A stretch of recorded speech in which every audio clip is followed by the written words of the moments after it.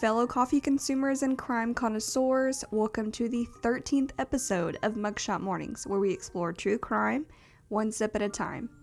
As always, I'm your host, Sydney, and today's case revolves around something that happened this year, trial happened this year, and just wrapped up only 2 days ago. This week, we will be discussing the case of Carly Gregg, a 14-year-old girl, now 15 years old at the time I am filming this, who shocked the nation whenever she attempted to kill her stepfather and murdered her own mother. On March 19th, 2024, Carly's seemingly average teenage life turned dark and tragic. After her friend revealed her secret struggles with drugs, Carly's mother confronted her, which led to an intense family altercation. Carly, in a state of mental distress and struggling with pre-existing psychological issues, fatally shot her mother, Ashley Smiley. Using her mother's phone, Carly lured her stepfather, Heath Smiley, back to the house and shot him as well, though he survived and ultimately overpowered her.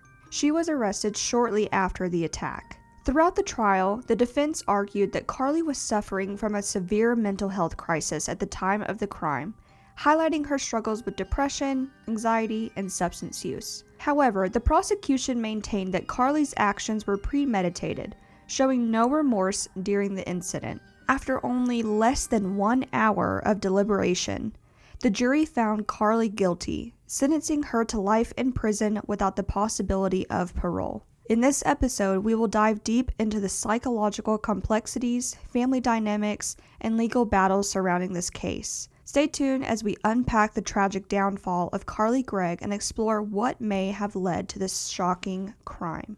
Now, I will be giving some updates like I do pretty much every single week for the people who have been following me so far, talking about what we're sipping on because of course, but I do have some really cool announcements that I'm really excited to share with you guys. First announcement is not technically a sponsorship, but I do have affiliate codes and links that I will put in the description box. So I do have a new affiliate link. Specifically, the code is through the link, and that is for NordVPN. If looking into protecting your privacy whenever you are browsing on Wi-Fi, you can use this link and download NordVPN through that link, and I do have to address that I do make commission from this link. But if that is something that you are interested in, I can explain more in the description, along with Movavi. Now, I use Movavi every now and then. I pretty much use iMovie. Now, with the affiliate codes, you do get a certain percentage off, which I do have linked in the description box below. And again, I do make commission if you buy directly through this link. So don't type in your user browser if you do want to support me, this channel, this podcast. Click directly through the link and it will give you a percentage off using that link directly from my channel. So that way they know that y'all came from me. So that's really exciting, and I just wanted to explain how excited I am for that. Normally, you can actually reach out to companies. NordVPN reached out to me, and then I looked online to see if there are other codes, but you do have to have a certain amount of followers or subscribers before you can get an affiliate code. And I also have gained a lot of subscribers and followers, so hopefully I can get more in the future. But if that is something y'all are interested in, it is by no means I am pressuring anyone to do anything. You don't have to have Movavi if you don't video edit. It's just for people who like to video edit. Or if you want to protect your Wi-Fi and privacy, then you can use my link down below to get NordVPN. Again, this is not a sponsorship. This is just an affiliate link and code that I have. But I do want to address that. And also, I'm never going to steer clear, you guys, if something is low-key, like that's not going to be me. I'm going to let you know if I have a sponsorship. I'm going to let you know if I have affiliate codes and what that specifically means. But I will explain more in the description because it's still very new to me as well. Okay, the second announcement. So, well, first let me explain what I'm sipping on before we go up in that. So, I did make my own blondie that you can get from 7 Brew. Very, very good. I think I'm very proud of myself with this one. I was going to do a cold foam, but last time I tried to do a cold foam with oat milk, I was sitting there for 20 minutes and it never frothed up. And I don't really drink regular milk because even though I don't have IBS, I'd be pooping, you know what I mean? So we do have my own version, I guess, of the 7 Brew iced blondie that we will be sipping on today. I am doing a new segment on top of announcements. I don't really have a whole lot of updates. I guess for the people who are following me and want to know, I did meet some of Santagato Studios. I went to the Basement Yard Experience, like their podcast tour that they have. I have been a fan of Joe. I think I've been watching him since 2016. No, I'm lying, 2017. And then I have been a huge fan of his podcast before he even had Frankie on there whenever he did it with Danny. I've listened to a lot of episodes and it was really fun. I went with some friends and I met some of Santagato Studios, which was really, really, really cool. They stood outside talking to people. I met Keith, Greg, and Ahmed, also known as Schmetty. That's really all I have. So the second announcement is we're going to do a new segment before we get into the story that is kind of interactive. So this is going to be called Sip and Solve. Now, this segment will be during the break while, I talk about my coffee, like I said.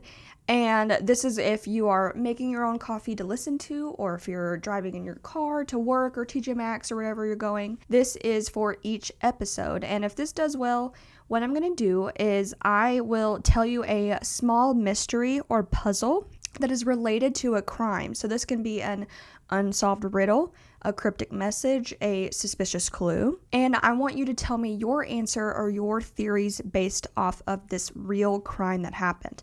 Now, the segment is going to be something different than what the story is for the case.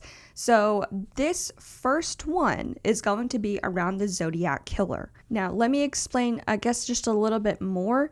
So, whenever I tell you this segment this week, I'm going to have something for y'all to interact with. So y'all will comment down below, or you can even email me. I do have my email down in the description box below for people who want to suggest cases or have any theories. I've had a couple people reach out through there as well instead of commenting.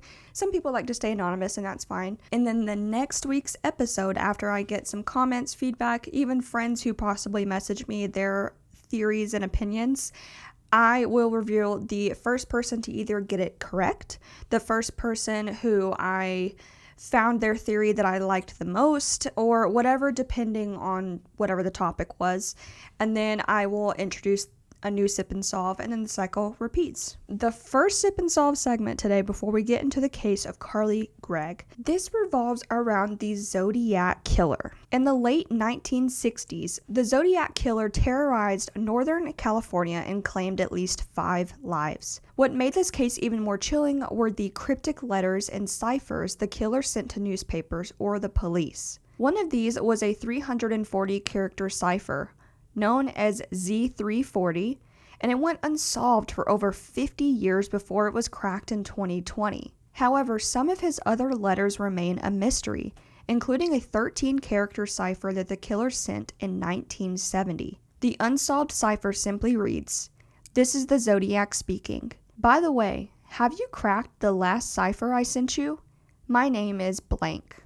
And it is followed by letters and a few symbols, including his signature symbol. Now, for the audio listeners, if you don't know what his signature symbol is and you're not here watching on YouTube, it is basically a circle with a cross in the middle, kind of like crosshairs for a gun, like a target. Now, despite decades of efforts by cryptographers, no one has ever successfully decoded the Z13 cipher. Now, I want y'all to tell me what you think the Zodiac is saying in this. Now, I know that y'all probably are not cryptographers, but I do have the symbols and what the note said in the video portion for the audio listeners.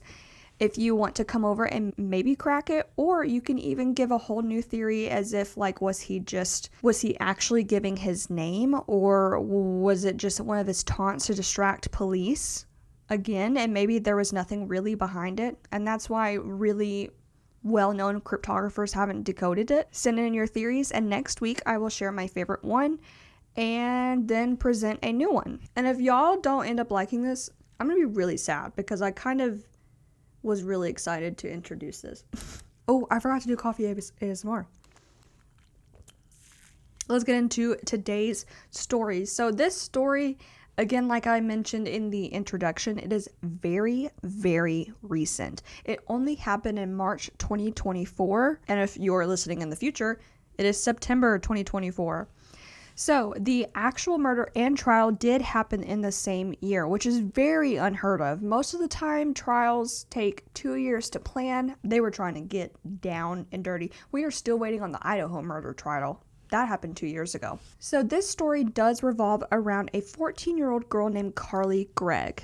Now, at the time of filming this and the time her trial happened, she is 15, but I'm going to refer to her as 14 because this is when the story takes place. I did look everywhere for maybe something about her early childhood, and the only thing that I could receive, I couldn't even find her birthday, only found one thing, and that was from her dad, which I do mention later, but there's not much to give an introduction when it comes to Carly's childhood. Carly Gregg lived in Rankin County, Mississippi. She was born in Flowood, Mississippi, and was raised primarily by her parents, Ashley and Kevin Gregg. Now, Kevin was not really in the picture with Ashley and Carly growing up because he had severe mental health issues and he also was involving himself in drugs frequently. Shortly before Ashley's murder, she did file 2 separate police reports regarding Kevin's substance use, which eventually led to a pretty long custody battle. Ashley was trying to take away his visitation rights completely over Carly because he was known to abuse drugs and alcohol, and he was known to be physically violent. Carly did have a younger sibling at one point, but really sadly, this baby did die at 7 months old due to genetic abnormalities, and it really was just the two of them, Carly and Ashley, growing up since Kevin was no longer in the picture, and they did lose a really young infant. Now, it was just Ashley and Carly until the spring of 2019 when Ashley met Heath Smiley, and then the two got married only a year later in June 2020. Carly was known to be extremely smart. She skipped ahead a grade in elementary school and scored a 30 on her ACT at just 13 years old. She was noted to be a highly intellectual kid and had really, really good grades. Carly attended Northwest Rankin High School, and her mother Ashley taught math at the same high school. This school was located in Brandon, Mississippi, approximately 10 minutes away from her hometown in Flowood.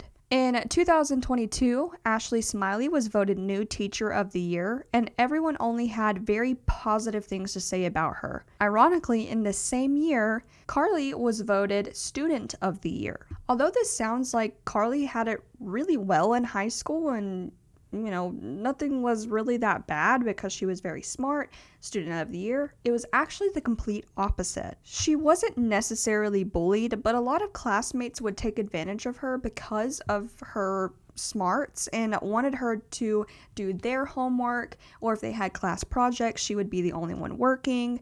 And also, there was a story that I read that Carly ended up stealing the answers of a test off of the teacher's computer and distributing out to the other students. Now, once Ashley, Carly's mother, got note of this, she was very disappointed and really frustrated, rightfully so, but they started to argue a lot. Carly and her mother had to put a brave face on whenever they were in school and passing each other in the hallways, but at home, it wasn't like that. Carly also didn't seem like people were understanding her because she was starting to struggle with some mental issues. The two also were not really getting along that well as well because Ashley started to have parental controls over Carly's cell phone. Come to find out, Carly was actually attempting to contact her biological father, Kevin, and this was around the time that they were battling for custody over Carly. Carly's phone was consistently checked by her mother, Ashley. She had a phone curfew where she had to turn on her phone at a certain time of the night,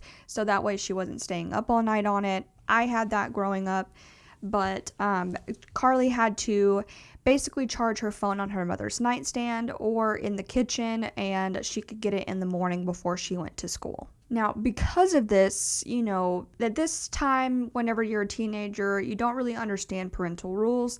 This caused a lot more problems between them, and this caused Carly to kind of rebel against her mom. Because Carly had skipped a grade when she was younger, she was at least a year, if not 2 years younger than most of her classmates. This is around the time that teenagers start trying different things like smoking weed, drinking alcohol, vaping, partying, sneaking out, the whole works. We have all been there. I know I have. Carly, of course, started to dabble in this as well. And what I mentioned is that because she skipped ahead, she's with these kids that are about 15 to 16 years old in her class, which, 14, you probably in high school started to experiment with different things. But she also had a couple years older for kids being an influence on her. Carly had a vape pen where the cartridges could also be swapped out for nicotine or weed, so it was interchangeable. And on top of her starting to experience with substances, Carly's mental health really wasn't doing that great as well. She struggled with depression and anxiety and took the antidepressant Lexapro daily. Carly's friends also saw that there were cut marks on Carly's thighs, which indicated that she was self-harming. Ashley did find this out later and pressured her daughter to go to therapy, and Carly said that she was going to, but she never did. Now, this is where the tragic events of today's case do start. So this is March 19th, 2024, and it was like any other day. Ashley and Carly rode to school together, just as they always did, and Heath, remember Carly's stepdad, Heath left for work, which he normally did after Ashley and Carly had already left for school, so nothing was really different there either. Everyone completes their day per usual.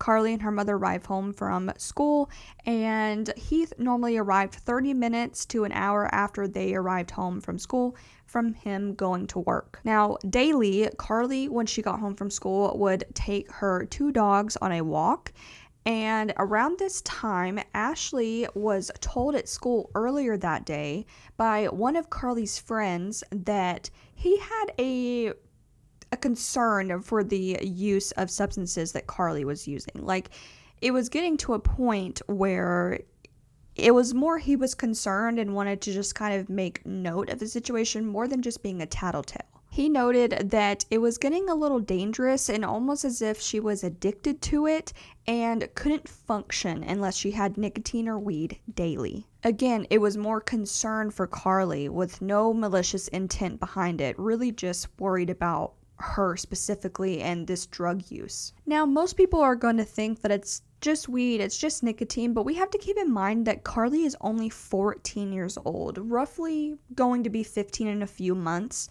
That is still a really early age to be experimenting with these types of substances. So as Carly is walking the dogs, Ashley does kind of rummage through her room and she finds 4 different vapes. When Carly arrives back from walking her dogs, she goes inside to her room and she sees her mother sitting on her bed holding all 4 vapes in her hand. Now, this next part does go by almost weirdly quick, creepily, eerily quick. Instead of Carly arguing with her mom about the vapes or getting defensive in any way, she doesn't say anything. She just walks out of the room. She walks to her parents' bedroom and she opens up a nightstand. Now, this is all caught on CCTV footage that I will show you in just a moment, but inside of this nightstand was a pistol. Carly grabbed this pistol, held it behind her back, and walked back to her room where her mother was. Without saying a single word,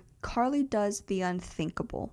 She raises the gun, aims it at her mother's head, and shoots 3 separate times. The security camera does pick up the audio of this crime. It does not pick up the crime itself. I'm going to play the clip of it leading up. As soon as Carly enters the door with her dogs to the sounds of the gunshot going off along with screams, and then she just walks back into the kitchen. Now, this is really intense because it does capture the audio of a crime, and if that is something you do not want to listen to, I completely understand. Here is a timestamp of when to skip forward if you do not want to watch the footage of what the crime taking place. But for the people who are staying, I am warning you, it is very graphic and very sad.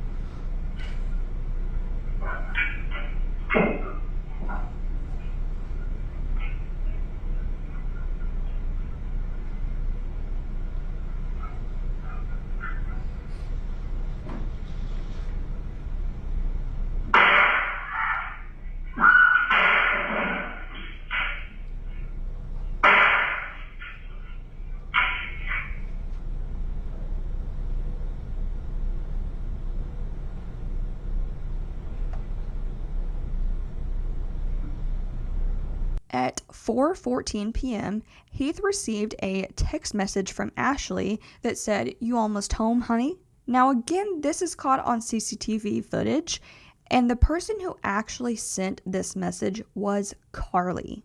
After Carly shoots her mother, she walks into the kitchen with a gun behind her back, grabs her mom's phone, and texts Heath this message. Heath responded that he had not left yet, he'd be there a little bit longer, but it would be soon that he would be coming home. Carly texts back a thumbs up emoji, and something so eerie about this is that right after this, the audio and camera pick this up. After she puts the phone down, she just starts singing and heads back to her bedroom where her mother was.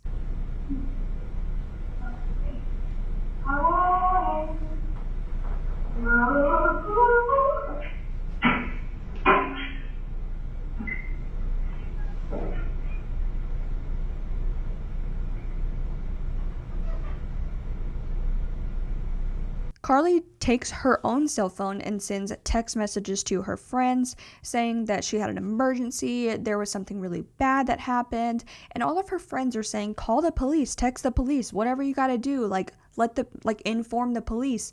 And she just responds, no, I'm not gonna do that. Carly phoned this specific friend, whose name is not released because she's a minor, and told her that she was going through something and needed help. Her friend and her friend's dad drive over to Carly's house just so the friend can be there for Carly depending on whatever it was. But when she went inside, only the friend, to my knowledge, went inside to get Carly. Carly was on the couch playing with her dogs and then looked up at her and said, "Do you get squeamish around dead bodies?" Now, I also did read that she said to this friend, "Have you ever seen a dead body?"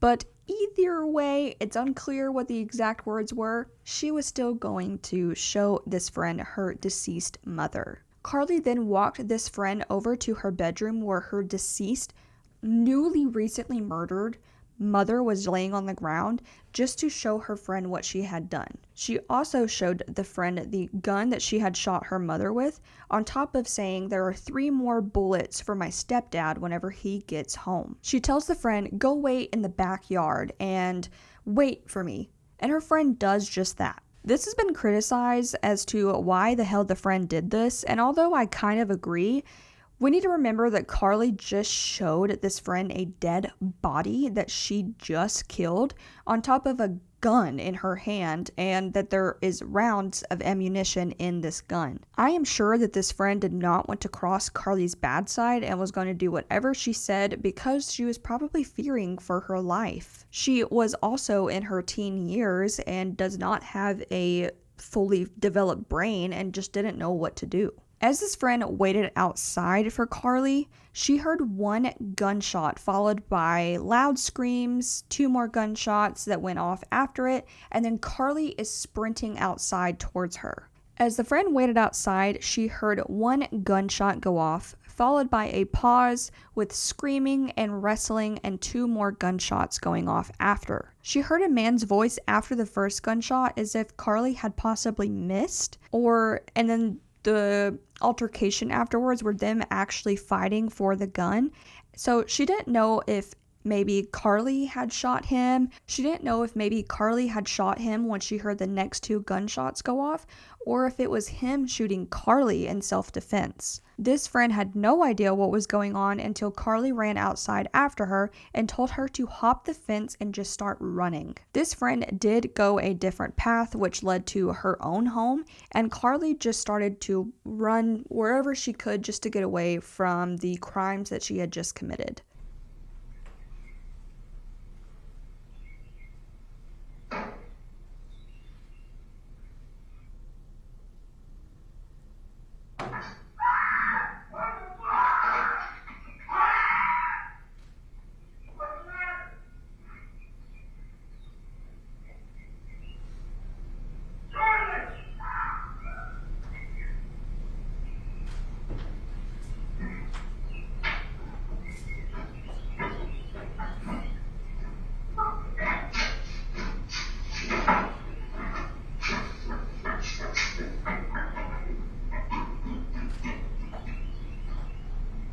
Heath's version of events about what took place whenever he arrived home goes as follows. When he arrived home and opened the front door, he was immediately met by Carly holding a gun to his face. He did not realize this was her trying to shoot him specifically.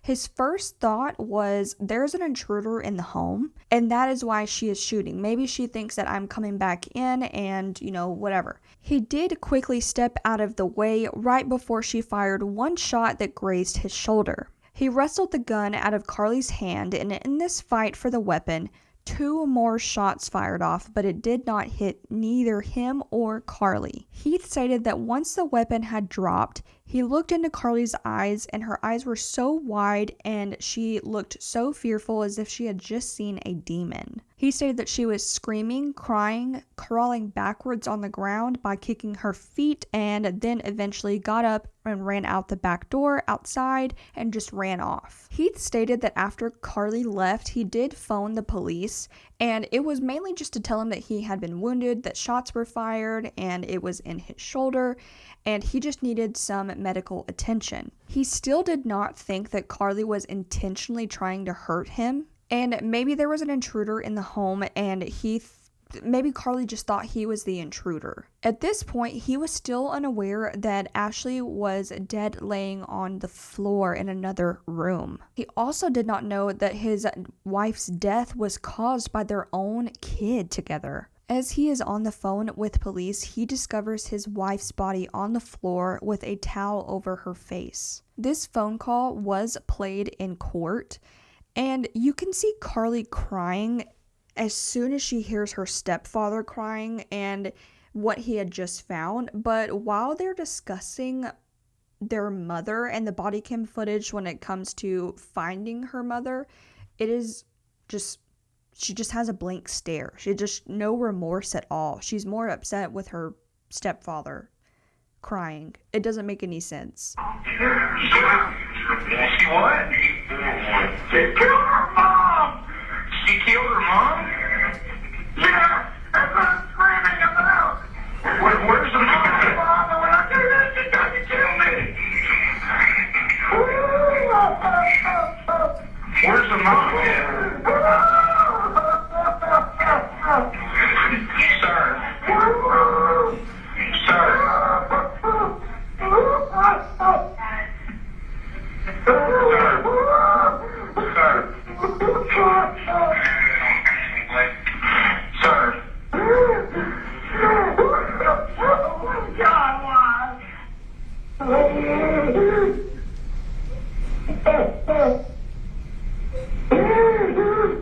Body cam footage shows Heath crawling out of the front door before the police lay him down to give him medical attention, as he describes the story and also a description of what Carly was wearing, etc. Footage from the garage does capture the audio of him arriving home.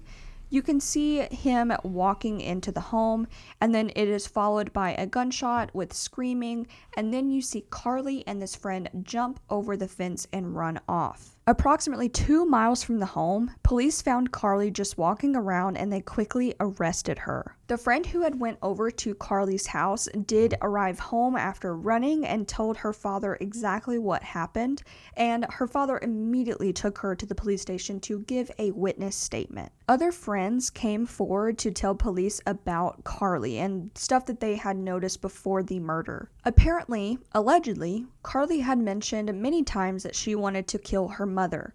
None of these friends took this really seriously because you're at the age where you're not getting along with your parents, and they didn't take it as a joke, but they didn't take it as it was actually going to happen. Everyone goes through a rough patch where you get mad at your parents and every little thing pisses you off, and you may say, like, I just want to kill him. But nobody took it as if this was actually going to happen. Police discovered in this quick investigation that Carly and her mother were not getting along in any way leading up to the murder. There were cameras in the home, strict cell phone rules, and also arguments over Carly trying to contact her biological father. Now, this was before she even found out about the drug use. As soon as Ashley found out about the drug use is when Carly kind of snapped. Friends also stated that allegedly Carly was making accusations that her stepfather Heath was physically and sexually assaulting her. Police also found out that there were various different antipsychotic medications that Carly had tried before she got on Lexapro. When she was arrested, she told police that she was hearing voices and she wanted to harm herself. Before the trial, Carly was trying to plead not guilty by reasons of insanity.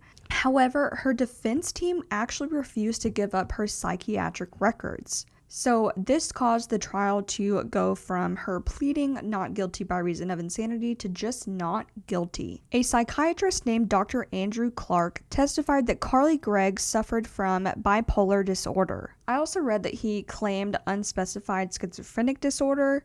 He stated she was having mood issues, eating disorder issues, cutting herself, difficulty sleeping, and hearing voices, all leading up to January 2024. However, a different psychiatrist named Dr. Jason Pickett claimed that she did not meet the requirements to be deemed clinically insane, even saying that Carly knew what she was doing when she shot her mother and knew what her actions would do. Now, I am not a medical doctor, okay? I do have a degree in psychology and I work under a forensic psychologist, but I know that it is almost entirely extremely rare to diagnose schizophrenia in women who are not 25 and later. It is mostly diagnosed properly whenever people are in their late 20s, early 30s. It doesn't really fully develop until that age.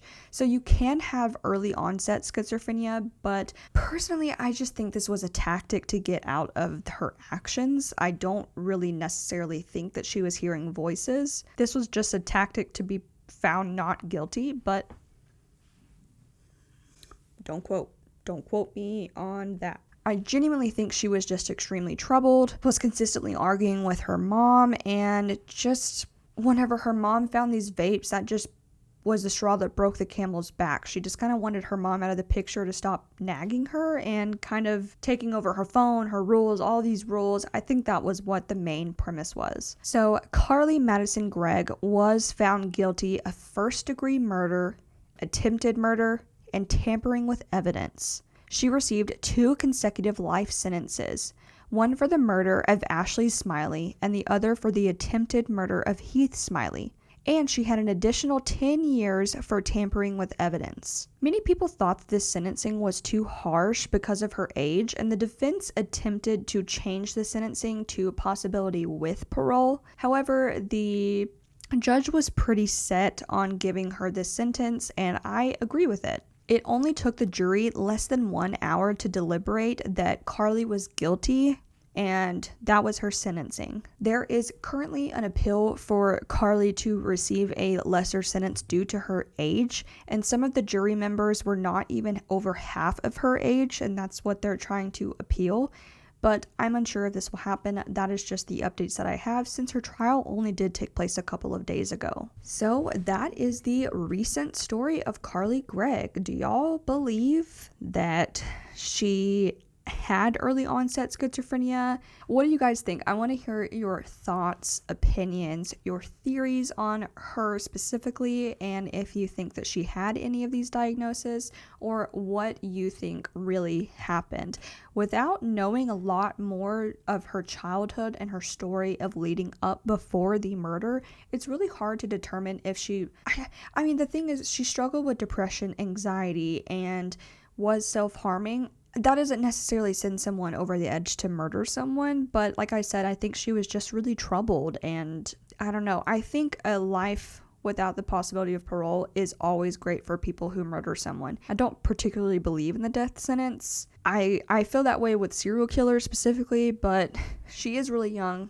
You need to deal with your actions. I'm not like a diehard like, no, she needs to be behind bars for the rest of her life. I'm not like that. I'm just like, you did this. You know that killing something is wrong. You know that killing someone, murder, is wrong at this age.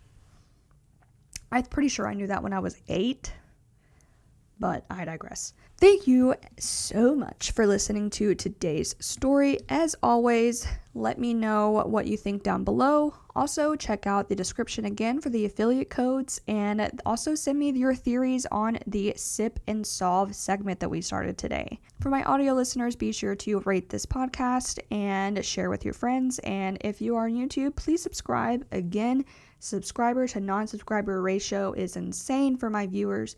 Just hit the subscribe button, and it really does help out this channel and gain more traction and more viewers. I would really like to have this channel grow as much as possible by the end of the year, because I'm really enjoying the podcast right now. I'm really enjoying it. I'm having so much fun. Thank you guys so much for listening, and I will see you in the next episode. Bye.